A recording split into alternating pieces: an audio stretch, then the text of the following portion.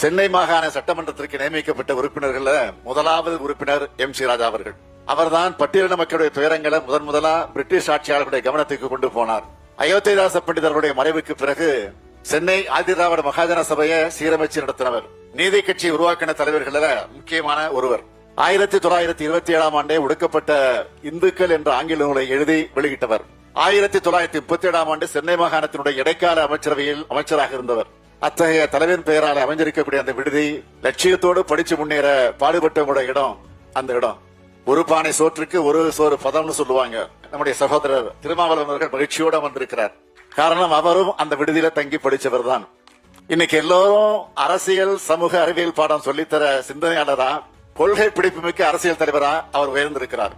இத்தகைய பெருமைக்குரிய விடுதியை திறந்து வச்சிருக்கக்கூடிய இந்த நாள்ல அந்த விடுதியில முகப்புறத்துல பெருந்தலைவர் MC ராஜாவுடைய மார்பளவு சில மிக விரைவில் வைக்கப்படும் என்பதை மகிழ்ச்சியோடு பெருமையோடு நான் இந்த நிகழ்ச்சியில் அறிவிக்கிறேன்.